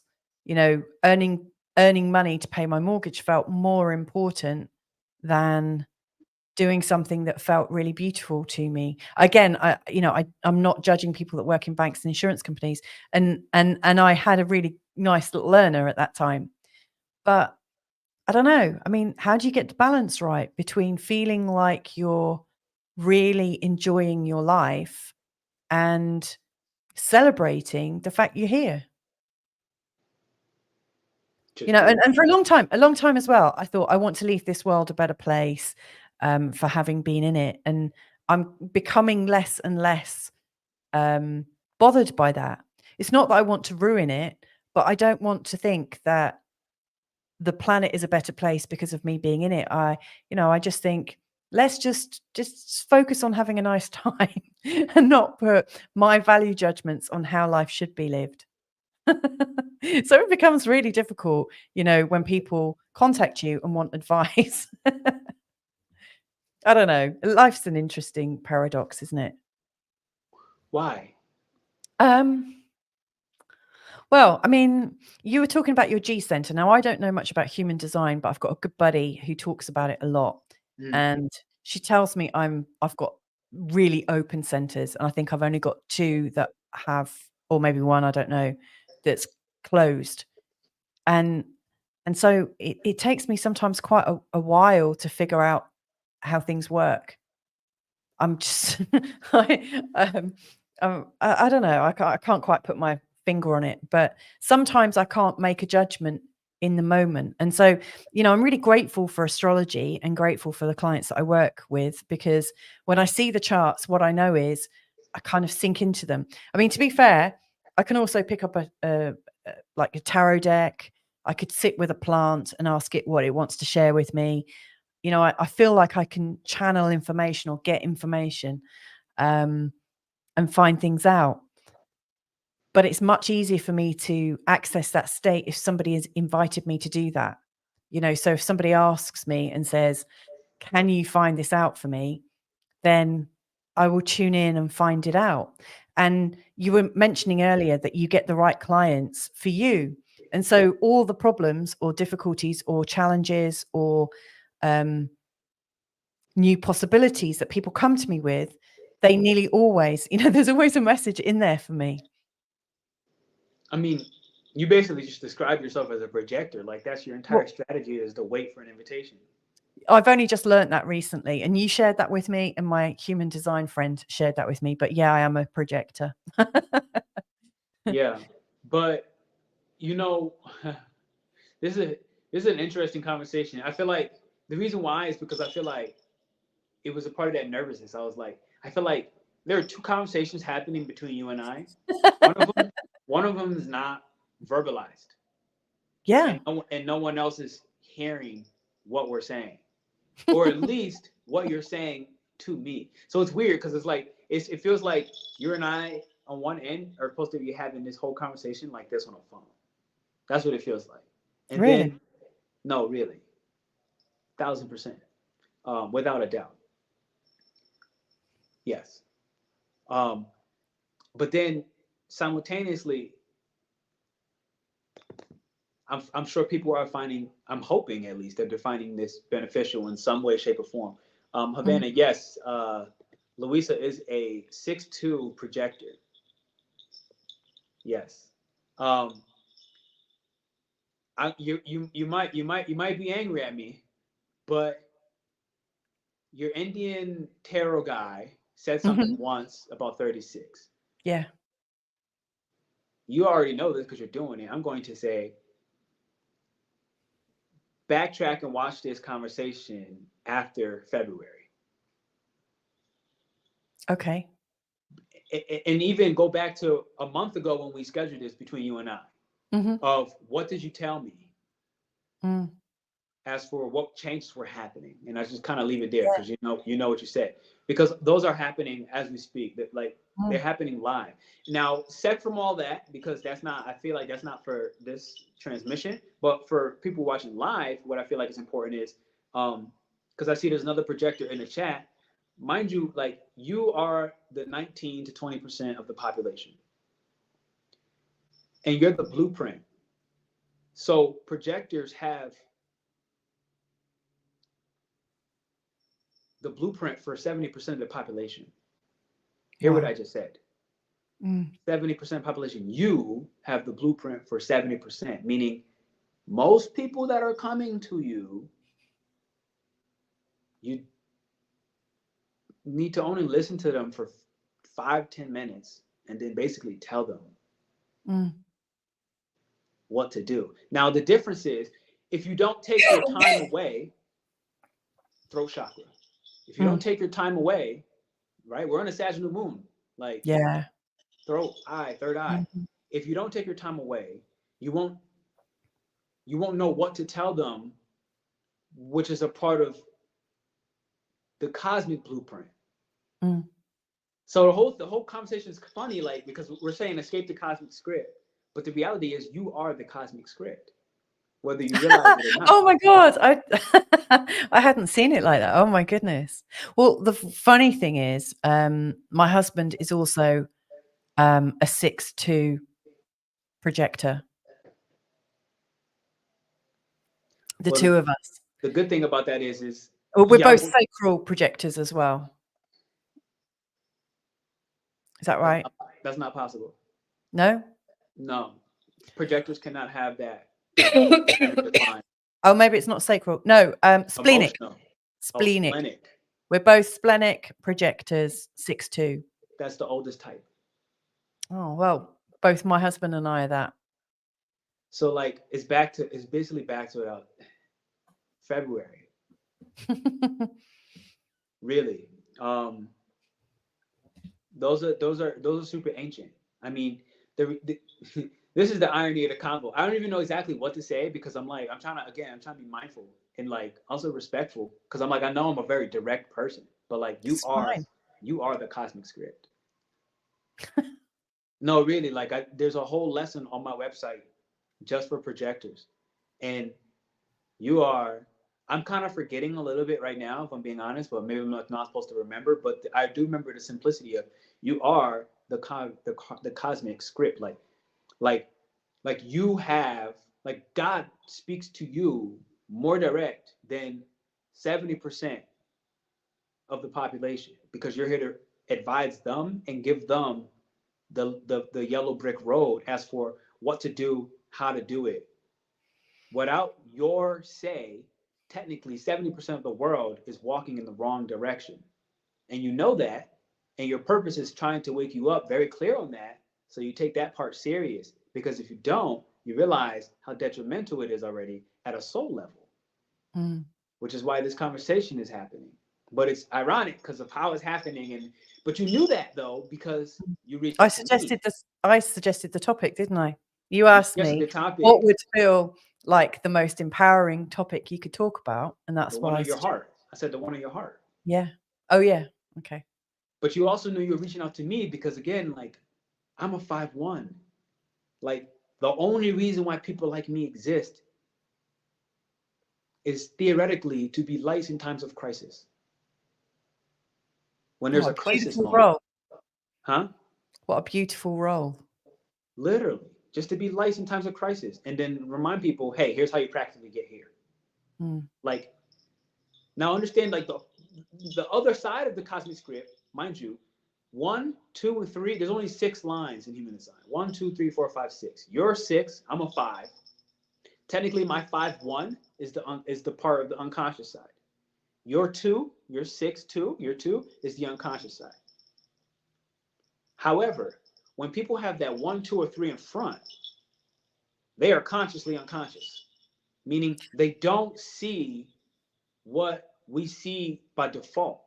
And then vice versa, because we have that other 1 and that 2 on our unconscious side. So that exists. So they're teaching us all the time, regardless. It's a fluid relationship. My point is, I can't say it's 50% population, but I'm telling you that the 1, 2, and 3, they don't see the matrix. Period. They just can't. They can't. No matter how much you try to explain to them by drilling it into their head, they won't get it. But you are the 6-2, so it's not for you to drill into the head. It's for you to isolate yourself long enough to get the clear message as for what is the path. Because only the right one will work for them when they ask you for the invitation. Wow. So the irony is the whole escape and cosmic script. The reality is you're the script. So I kind of had a feeling of this, but like it's a natural Sag thing. It's like basically don't escape yourself because that's a Sag Gemini type thing, and it's time not to. I've been trying not to say that all day.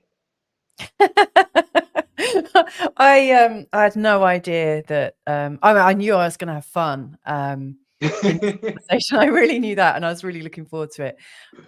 Wow, this has been brilliant. Really but awesome. It makes total sense. It makes total sense. Like there's a reason why you reached out to me. Like your soul knew, my soul knew, and then it was just time. So the irony is, you and I were on a time link. I set this live random, like not totally random, but like when I knew the time would be set, right? Like or be clean and clear. I didn't realize the retrograde.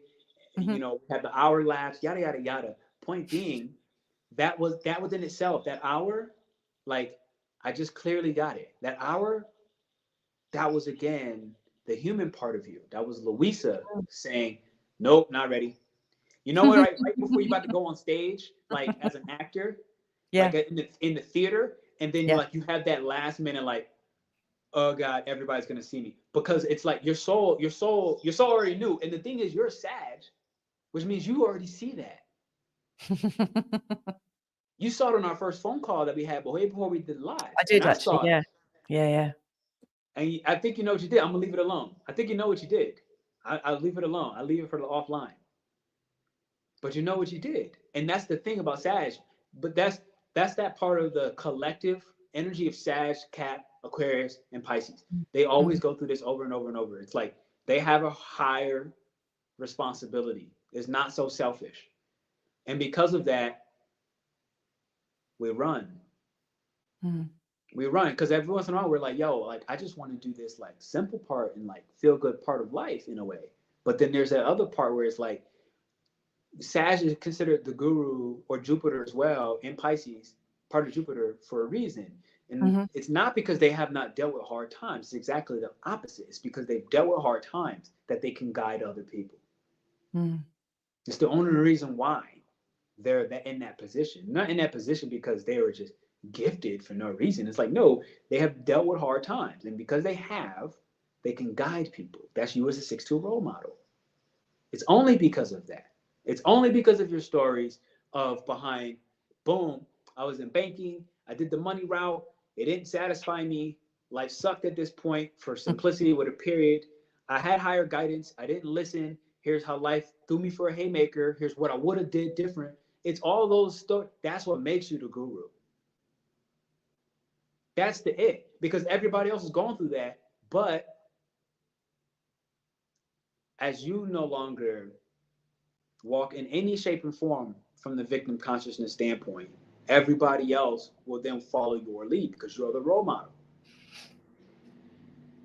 Well, like, I've still got a little bit of work to do on that, but I'm committed to it. It feels like it's like a yes or no though. Like, yeah, the reason I say that is because like that within itself is part of the attachment to the identity of, do the work. It's like anytime any of us on this live hear the same person say the same thing, or more importantly, a different person saying the same thing as somebody else I never met, there are millions of people that say do the work, or I need to do the work.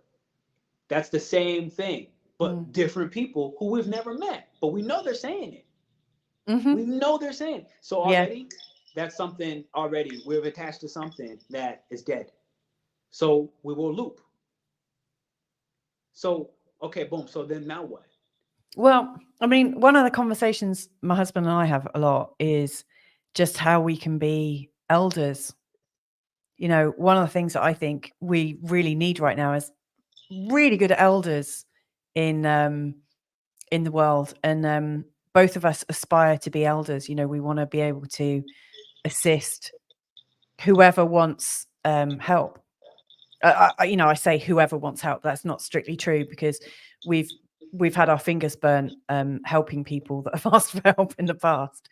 But I think, with a bit of discernment, I don't know, we want to be more available. And I don't know, we don't know exactly how we'll show up, but eldership feels important, because when I was growing up, I was always looking for people that I could feel inspired by. You were talking about your master, or your is that the word you use, your master?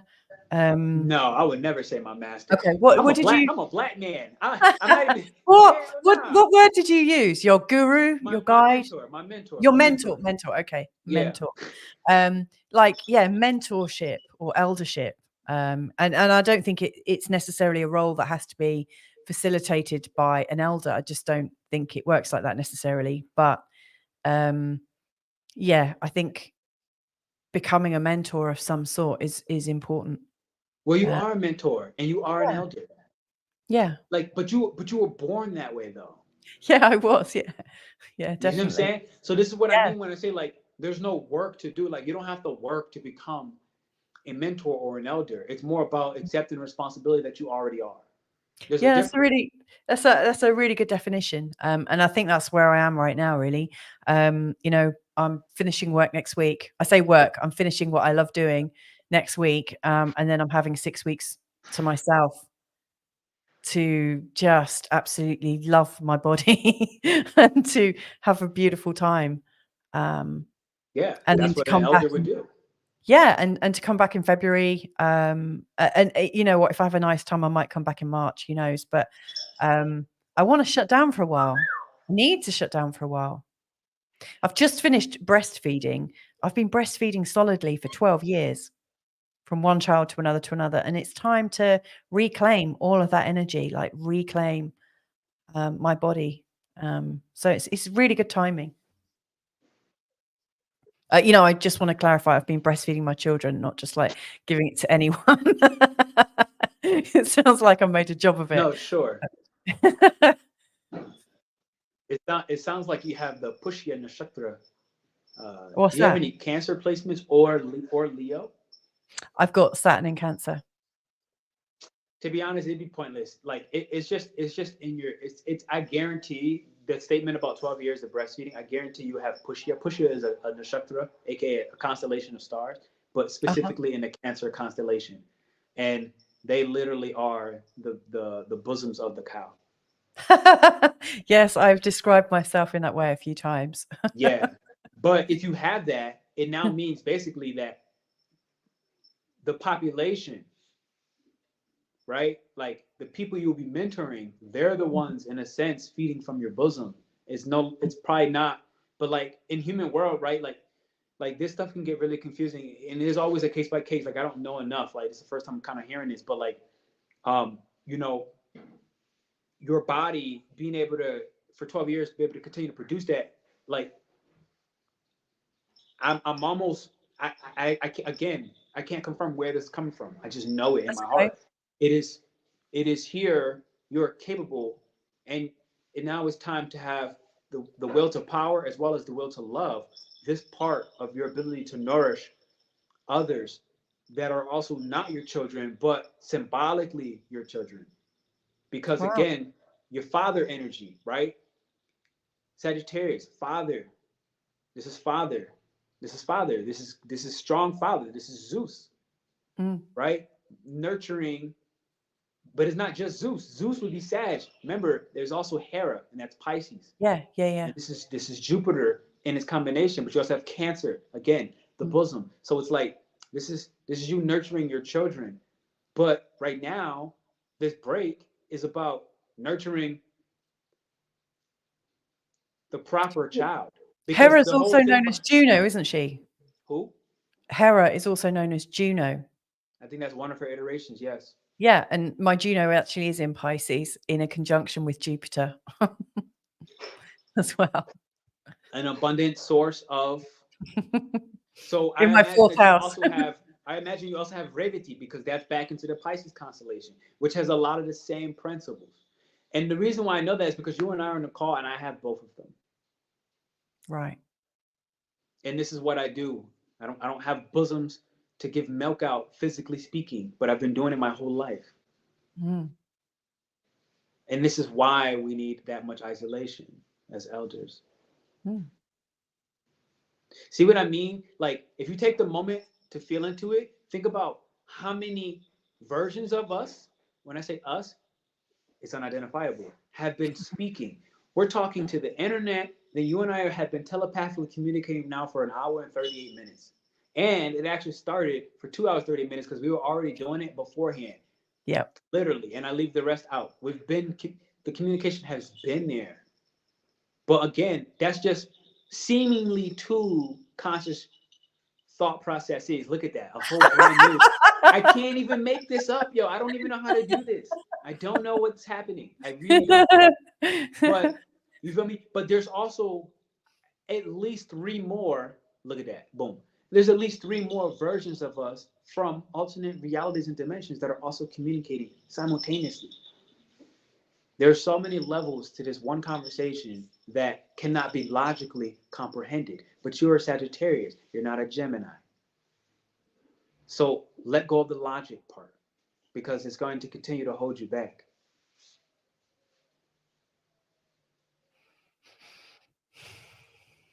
You're not a Gemini. Stop. Mm. You're just not even close. I'm definitely not very Geminian. It's true. But it has its purpose, right? Like the Gemini part will help you when you do go off in your journey, because mind you, Sag and Pisces, these aren't just crossing physical boundaries to another country. These are also the mental boundaries. Okay, these are boundaries into different realms. Period. The multiverse, if you will. Marvel, probably the closest that we might see to it. The only one I've seen closer would be the movie Lucy. Oh yeah. That's the closest I've seen yet, and what she was capable of, and how much we can't comprehend the capability of what Well, Lucy was able to do. I mean, this might be something for another conversation, but you know, I see the truth played back to us in films. You know, when I see when I watch films such as Lucy, I just know that that's the truth of how it is anyway. Of course. Very kind of them to show it to us. But so this is the point, right? Like you grew up in Western culture. I did as well. Yeah. And the key is Western culture doesn't acknowledge that. So it's time to like fully accept or not, like, but whatever it is, make a choice. If it's a no, Yeah. it's a no. If it's a yes, it's a yes. Just understand that like you'll die and reincarnate and do it again anyways. So, make a choice, right? But like that is then us as role models at this day and age. This is one of the magics about, again, 2025. Time 2025 happens with that Neptune Aries. Yeah, this is when this comment comes up, and I would like to answer this so we can kind of respect that. So it's the resistance that causes some people to be angry with us. Yes, but not exactly. I'll explain that in a second. Even if we didn't do anything to them. So, would you like to take this, or you want me?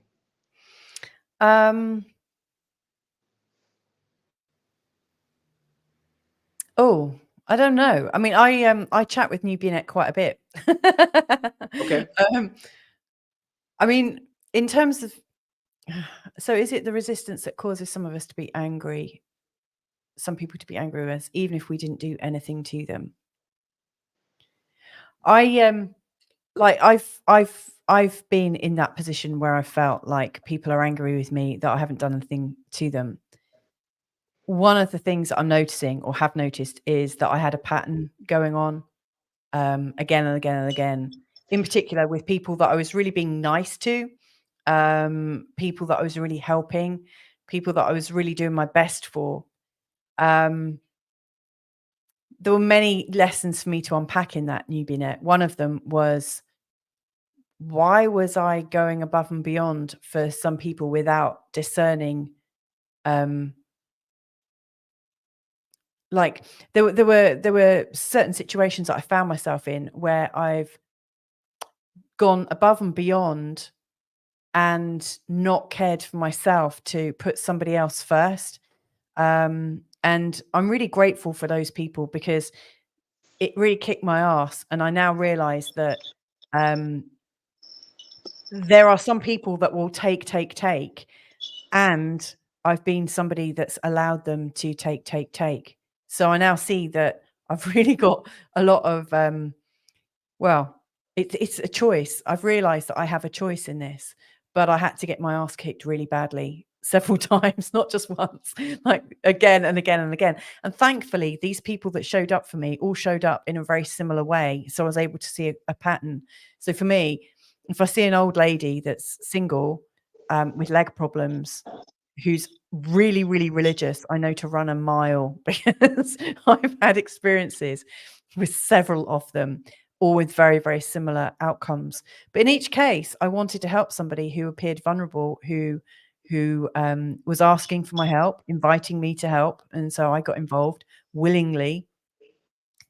But I didn't follow my own instincts, and my own instincts was, this is going to go wrong at some point. This doesn't quite feel right. I allowed my desire to be altruistic to overpower the instincts playing inside me. So that's a sort of like personal experience of people who I've activated, who have appeared to have extreme resistance to me after I've helped them. I see you're saying, I think we activate something that they're not ready to deal with. I think we can be a catalyst for some people. Knowing your chart, Pernell, New Binet has the same chart, just a different ascendant. She's born on the same day as another one of my clients. So I've got two of them. And if they don't mind, I hope you don't mind me revealing New Binet. Both of them have got a very, very strong Neptune. So I get quite a few people with Neptunian charts, where people often get taken advantage of, or, you know, are playing a nice game. And it's not because they're not nice. I mean, that's the thing. Like, you know, when I've looked at it, I've thought, was I being nice for a reason? Was I being manipulatively nice? And it's really hard to unpack, because at some level, I know that I actually do want a nice outcome for people. And then when I really, really looked at it and was able to stand separate from it and get some space from it, I realized that I had a fear that if I wasn't nice, what might happen. And so my fear, I think, dictated my actions, because I was in fear of not being likable enough, or not doing enough, or somehow not being effective. My fear helped to deactivate any intuition in me that would have sensed that it was a situation to ignore or not get involved in. Does that make sense? Yeah.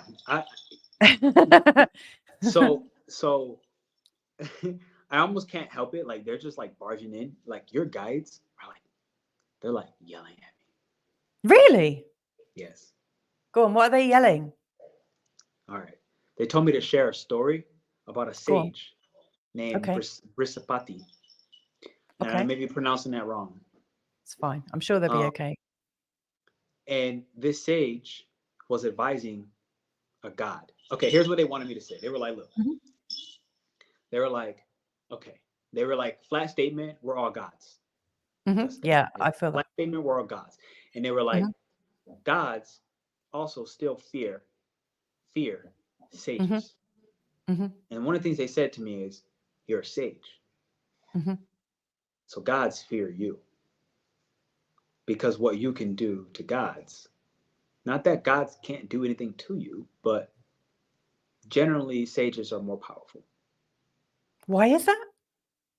For now, they just have a simple direct message. That's a whole different conversation. That's a wormhole. Okay. So they also said this particular sage is actually a particular one named Brisapati, who has its roles. And I only know this within you because of your 12-year breast story. That's the only reason why I know it's this particular one, but that's a different story. So they were like, the story with this sage, it specifically is a giver. But where they fail is when they give to the undeserving, the god, specifically the god that is undeserving. So it's not even like giving to a human; it's given to somebody who already has a lot of power. Like, they have a crap ton of power. But the gods are not respecting the sage, you, right now. The gods that you're dealing with is not respecting you as their sage. And gods respect sages because gods understand that sages have more power than them in some ways. In enough ways for the god to be in fear. Not in every way, not 1,000%. It's not black and white. It's no one, but I just can't go down that path because it's too deep. So, point being, you're supporting gods who don't respect you as their sage. And this particular sage has a story where this sage left the god that it was here to support. Left that god in pure darkness. Never returned to support them. But for a specific reason. Because that god, when the sage walked in, the god didn't even acknowledge the presence of that sage. And the sage was like, said nothing, walked away, never to return.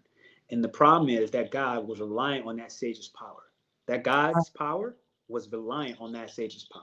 So without that sage advising that God of how to basically be a God, that God was powerless. And so all the ways in which they were using their power in the human world for pleasures and joy and fun and living a great, happy life, they couldn't do without that sage, and that sage left. Yeah. So the whole story, the whole moral of this story is the type of sage that you are specifically, at least one of your archetypes, cannot give to the undeserving. And you must discern who is undeserving among the gods that you serve. Mm. And also understand that you serve them by choice, not by demand. You don't have to, period. Even though they're gods. It's a Mm. very reverse thought pattern where we think of gods as like this almighty, can't do nothing to them. And it's like, no, it's not true. Yeah. I mean, I really, like, my own experience really mirrors that. Like, these three women, older women, who were, you know, I was treating them like elders with respect and stuff. Ultimately didn't really deserve it. I didn't discern it very well. And that was my bad. You get punished. Oh, totally. And when I withdrew my attention from them, oh my God, did they go crazy? But They go mad. oh yeah, totally. They go But mad. it's all good. You know, I've learned that pattern now. Pernell, I'm going to have to go shortly because I need to get my kids to bed and have an evening meal and stuff. I've really enjoyed this. Yes, it was a joy. Ladies and gentlemen, please, whether you're watching on my channel or Louisa's at Feel Good Astrology, hit the thumbs up, hit the subscription if you're brand new, cross-contaminate. That said, there is a free download down in the chat, at least on my channel, for a dragon chakra guide, literally. I think I've put the links in my chat as well. Super dope. Thank you. I didn't have this up the first time I gave you the links. I didn't have. Oh, okay. This Send them over and I'll put them up for you. Yeah, I didn't have this particular one. I'll send it. If I don't get it in time, it is on my channel. I think it's the first one, and it's about 60 plus pages. I just literally gave out. Wow, that's a lot of information. It's basically a mini book. It literally is a mini book. So if you haven't seen dragons yet, you're likely, if you're listening to this, probably going to start seeing dragons. And for simplicity, it'll help you with the vortexes that are inside of you, known as chakras or chakras. Because just read the guide and it'll tell you the rest. So and understand that when I say this, like, dragons don't show up like very easily. They don't usually reveal themselves. Like, they might just show you a nail, literally one claw. They might show you an eye. They might show you a single scale. They might show you a snake. They might show you a root. They might show you a cloud. They might come in your dreams. So obviously we live on Earth. Like, they can't just, you're not going to just see a dragon fly in the sky, but there's a reason why. Because it used to be that way, but that's a different story. There's a reason why. So feel free, if you're called to that, check it out. It is linked directly to the chakras. I did start a series where right now the only one up is the Red Dragon that I have on as for video content, but I will be one by one producing those things. So beyond that, check out Louisa as well. You have her email, you have her website. Okay, all the links that you have to contact her or listen to her podcast are in my description. Jasmina, good to see you. Nubiet, I hope I said that properly. Nubiet, yeah. Nubiet, okay. Nubiet, I hope did I say it right? Nubianet. Nubianet, thank you, because I was like, I don't think I'm saying that right. Nubianet, thank you. And Louisa, thank you. Check out her Feel Good Astrology channel. She's always doing collaborations with plenty of people. For the time being, remember, she's on her vacation, so don't bother her. Leave her alone until February, maybe March. All right, let this sage take her rest and take her voyage, because it's about to happen. And then we'll all see you soon, ladies and gentlemen. Yeah, and you'll come back on my channel, won't you? I'll in the new year. Absolutely. Because I wasn't, like I said, I was coming out of my own slumber, so I was like, I don't know exactly what I'm talking about. And that said, Louisa, if you want, I'll see you backstage. If not, we'll catch up. And ladies and gentlemen, I say thank you.